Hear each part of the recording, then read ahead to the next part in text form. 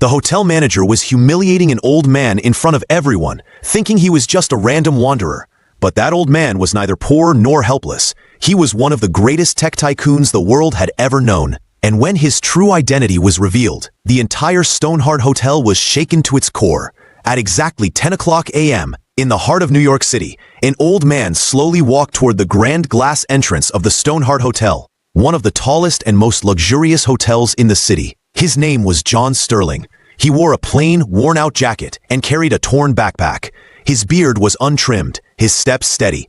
As he entered the lobby, Chloe Miller, the stylish front desk receptionist, eyed him from head to toe, her face filled with disdain. "Chloe, excuse me, sir. What do you need? This isn't your average motel. It's a 5-star establishment." John, with a gentle smile, "Dear, I have a booking here. I just wanted to ask about it." Chloe laughed out loud, glancing at her coworker. "Looks like someone got the wrong address. This place isn't for ordinary people." Then she said to him, "Sir, I highly doubt you have a booking here. This is a VIP property." John politely replied, "Just check once. My name's John Sterling." With a careless attitude, Chloe typed the name into her system. Then, rolling her eyes, she said, "Nope, no booking under that name. You can wait in the lobby. I'll talk to the manager." John nodded quietly and took a seat on an old chair in the corner of the lobby. Well-dressed guests looked at him with judgmental eyes. One whispered, "Probably came here for free coffee." Another muttered, "Security should look into this." An hour passed. Nobody came to talk to John. Slowly, he got up and approached the desk again. "John, miss, if you're busy, could you please call your manager, Brad Thompson? I need to speak with him personally." Chloe sighed and reluctantly called her manager. Brad, over the phone, watching from afar. "What? That old guy is still there? I told you, he'll leave on his own. I've got Wall Street clients waiting. No time for nobodies." Chloe returned with attitude, asking John to sit again. John sighed deeply and went back to his seat. Just then, a young bellboy named Alex Reed walked by. Unlike others, he noticed how everyone was treating the old man. He quietly approached him. "Alex, sir, how long have you been waiting? Can I help you with something?" John's tired eyes lit up. He gently placed a hand on Alex's shoulder and said, "Son, the fact that you asked means more than you know. God bless you." Alex brought him a glass of water, while the rest of the staff smirked from a distance. By 12:30 p.m., John had had enough. He picked up his cane and walked toward the manager's office. Brad, rudely, "Yeah, old man? What now? I told you to leave. This isn't a charity home." John took a folded paper from his backpack and placed it on the table. "Brad, these are my documents. Just take one look." Brad laughed, tossing the paper aside without even reading it.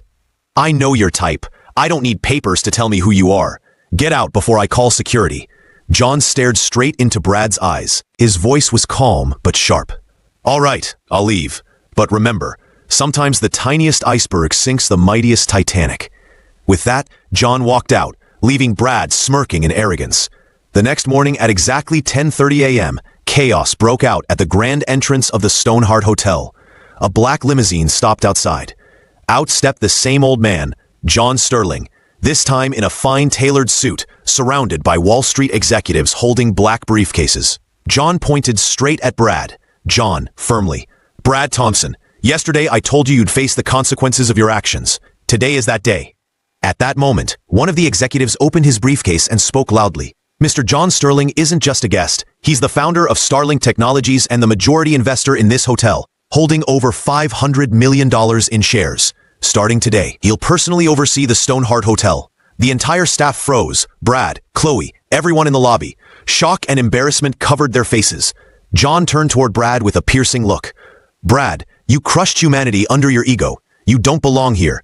You are dismissed." Then, softening his tone, he looked at Alex Reed and said gently, "Alex Reed, you may not have wealth, but you have heart. That's what real excellence looks like. From today, you're the new general manager of the Stoneheart Hotel." Alex's eyes filled with tears as he bowed his head in gratitude.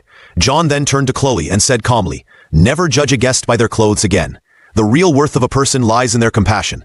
Finally, looking around the silent lobby, John said, "Remember, the real client isn't the one with money, it's the one with kindness. From now on, this hotel won't run on dollars, it'll run on dignity." If this story touched your heart, give it a thumbs up, share it with your friends, and subscribe to the channel for more inspiring American stories that remind us what humanity truly means.